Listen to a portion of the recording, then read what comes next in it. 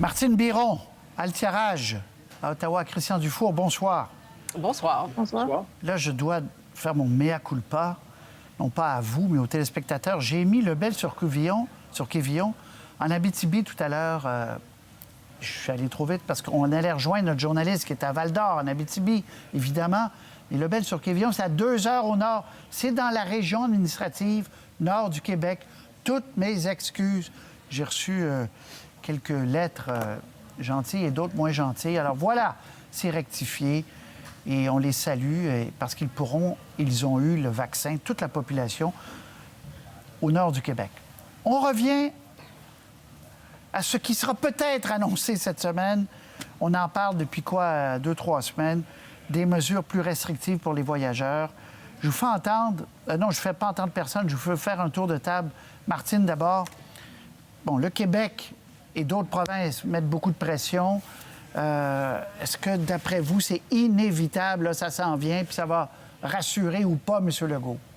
Bien, M. Legault veut des mesures concrètes et strictes, mais il n'y a aucune communication réelle entre le cabinet de M. Legault et le cabinet de M. Trudeau. C'est-à-dire que à Québec, on n'a aucune idée de ce qui est dans le collimateur. On ne sait pas ce que M. Trudeau va faire. Et ça les incommode passablement à Québec. Bon, Altia, comment vous voyez le bras de fer actuellement? D'abord, entre les provinces, certaines provinces et Ottawa, et au sein du cabinet, on ne s'entend pas nécessairement sur la meilleure marche à suivre. Non, puis même on dirait qu'ils sont encore pas prêts à dévoiler quoi que ce soit. On dirait qu'ils ont passé beaucoup de temps à se dire qu'ils avaient déjà pris de fortes mesures, que c'était des mesures que la plupart des autres pays n'avaient pas adoptées, alors qu'ils n'avaient pas besoin de faire quoi que ce soit. Mais à cause, en partie, je pense, à la nouvelle variante, celle qui provient d'Angleterre, puis le fait que le premier ministre Legault, le premier ministre Ford, oui, en partie parce que c'est une stratégie de communication, un détournement, les choses vont pas nécessairement super bien dans notre province, on va blâmer le fédéral, une stratégie bien connue au Canada. Mais maintenant, ils regardent soit faire les tests rapides à l'aéroport, une suggestion. Ils ont aussi étudié les quarantaines dans les hôtels forcés, comme en Nouvelle-Zélande, comme en Australie. Ils ne semblent pas vouloir changer la directive qui dit de ne pas voyager de ne pas prendre des voyages non essentiels à l'étranger. Changer ça pour dire ne voyagez pas, point, à la ligne. Peut-être que ça va venir. Eux, ils semblent penser que le premier ministre qui sort presque tous les jours pour dire aux Canadiens de ne pas voyager, c'est assez. Christian Dufour, on parlait à un représentant d'Air Transat qui nous disait, en fait, je lui ai suggéré l'image, mais il disait, en effet, c'est le supplice de la goutte, parce que déjà, nous, on a à peu près plus d'avions, et là, on aurait peut-être ça à savoir. S'ils veulent être plus sévères, qu'ils le soient tout de suite, là, parce qu'on n'en peut plus, nous. Oui, mais on peut dire que les admonestations, puis recommandations, puis les avertissements de M. Trudeau ont un certain effet, parce qu'il ne semble plus y avoir beaucoup de gens qui veulent voyager au Canada. Les gens ne sont pas masochistes. Voyager aujourd'hui, c'est risquer d'être un paria, c'est risquer de souffrir. Donc, je sais que d'un point de vue québécois, parce qu'il y a vraiment un affrontement Legault-Trudeau, là-dedans plus qu'avec les autres provinces.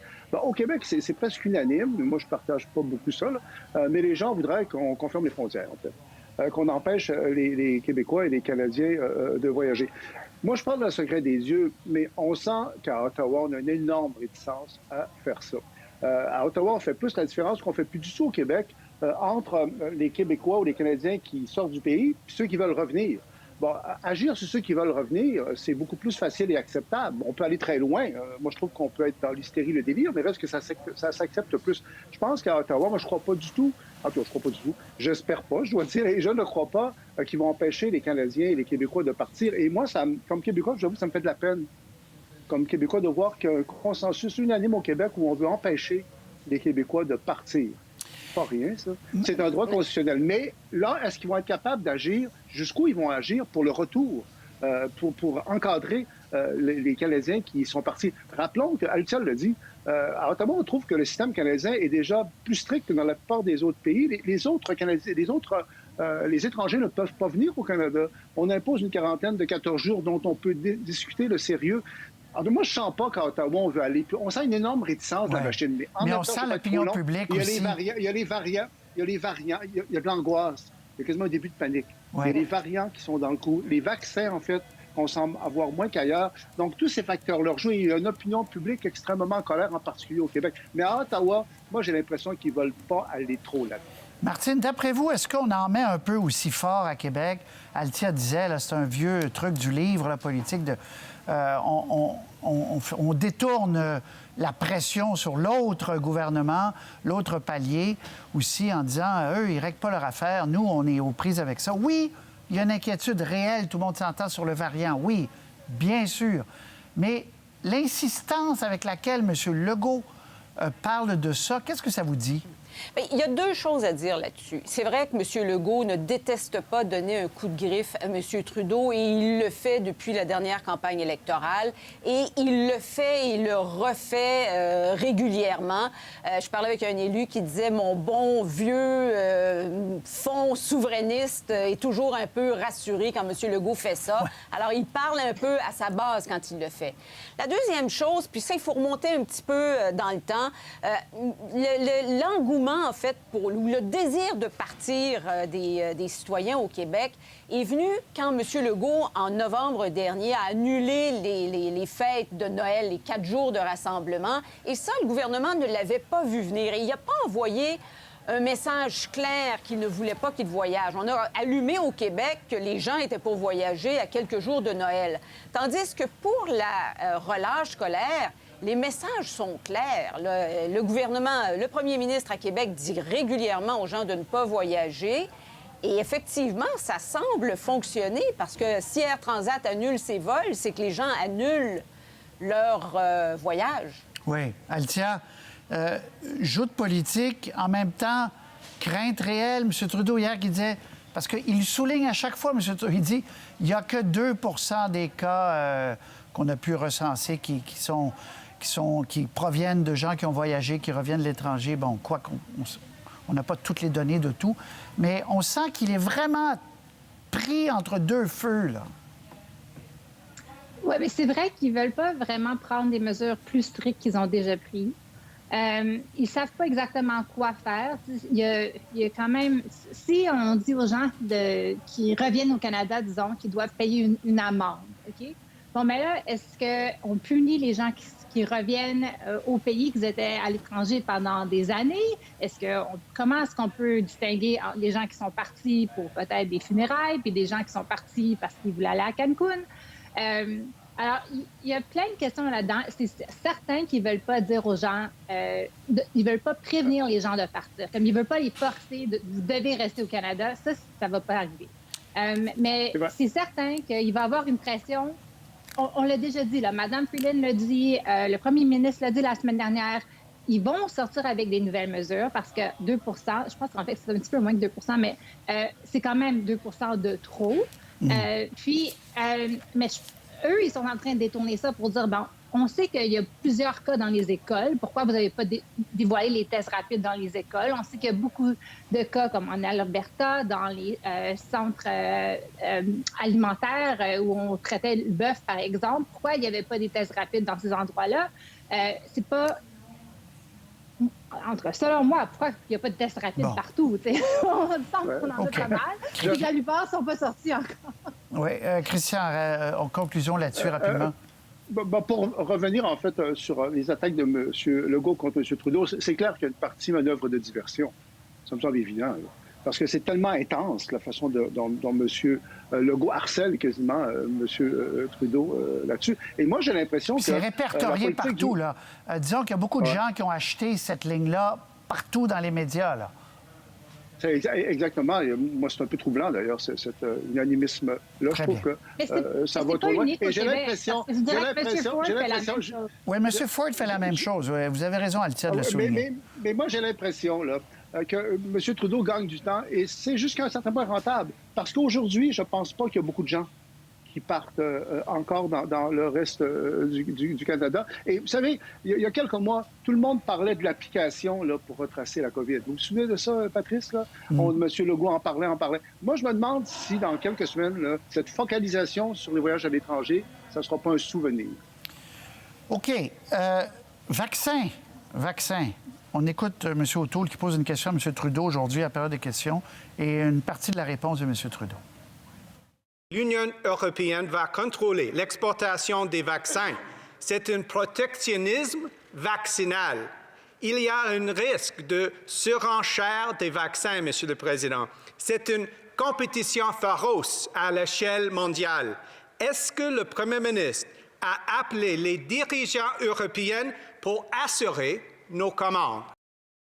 J'ai parlé à Ursula von der Leyen, la présidente de la Commission européenne, justement pour souligner nos préoccupations à ce niveau-là. On est tous inquiets de pouvoir recevoir les doses de vaccins qu'on a achetées, qu'on a sous contrat. Et j'ai été rassuré que les mesures de transparence qui vont être prises par l'Europe ne vont pas affecter les livraisons de Pfizer, de Moderna au Canada. Bon, êtes-vous rassuré? Tour de table rapide là-dessus. Martine. Bien, encore là, M. Legault a donné un petit coup de griffe cette semaine à M. Trudeau en disant, bien, nous, on est prêts. Amenez-les, les doses. On est 2 semaines en avance et on veut aller plus vite. Alors, il met beaucoup de pression pour qu'il ait ces doses. Écoutez, je pense que à peu près tout le monde s'attendait à ce que l'opération vaccination ne soit pas nécessairement un long fleuve tranquille, alors qu'il y a quand même une compétition dans le monde entier pour obtenir des doses. Et on voit bien que ça s'avère. Bon, Althia. Je pense que c'est malheureusement que dans les premiers mois, on a moins de doses qu'on s'attendait. Mais je pense que si la vaccination se déroule comme le fédéral le dit, entre mots qu'on a les 36 millions minimum là, de doses de gens vaccinés, s'ils le veulent, d'ici la fin du mois de septembre, je pense que personne ne va vraiment s'en souvenir. Christian. Ouais, je pense que le dossier des vaccins, c'est le dossier de loin le plus important pour les Canadiens et pour le gouvernement. Et ce qu'on voit, c'est une grande fragilité quand même de la position canadienne dans le dossier des vaccins. J'espère que ça va se régler. Je pense qu'il y a de quoi être inquiet. Et si on ajoute les variants du virus, Moi, c'est un bon mot. les variants du virus qui inquiètent tout le monde, sur lesquels on ne sait pas beaucoup de choses. Puis si on ajoute les vaccins, ça explique entre autres l'espèce par moment que je me d'hystérie dans le dossier des voyageurs étrangers. C'est qu'on n'est pas juste dans le rationnel. Objectivement, on est tous un peu inquiets. Hein? On est dans la peur, mais bien sûr. Puis la peur crée des réactions irrationnelles. Je vais vous montrer une publicité du blog Facebook ce matin qui a été retirée rapidement. Qu'est-ce que vous en pensez? Le premier ministre, on pouvait lire taponne au lieu d'interdire les vols non essentiels. C'est agir en agent de bord plutôt qu'en pilote. Et là, le tweet du Bloc qui est arrivé après que tous les agents de bord du pays ont appelé à peu près tous les journalistes du pays. Alors, on peut lire dans le tweet du Bloc, le Bloc québécois présente ses excuses à tous ceux et celles qui ont été blessés, en particulier aux agents de bord, par un carré web publié hier. C'était une erreur et nous l'avons retiré rapidement. Qu'est-ce que ça vous a inspiré? Tour de table. Martine. Bien, en politique, colorer son message, faire passer son message, essayer de trouver une métaphore, c'est une obsession. Mais des fois, c'est un couteau à 2 tranchants. Et pour ceux qui connaissent Yves-François Blanchet, savent qu'il peut colorer de façon soutenue ses propos. Alors, il est un peu là-dedans. Althia? C'est malheureux, mais une chance qu'ils se sont excusés. Puis si seulement M. Blanchet s'est excusé pour les propos qu'il avait dit au sujet de M. Omar Al-Gabra, je pense que ça aurait été encore mieux. On va en reparler de ça parce qu'il y a loin des excuses. Le Bloc continue à dire non, c'était des questions légitimes sur ce ministre des Transports. Merci beaucoup à vous 3. C'est tout le temps qu'on a. Merci. À très bientôt. Au revoir. Merci.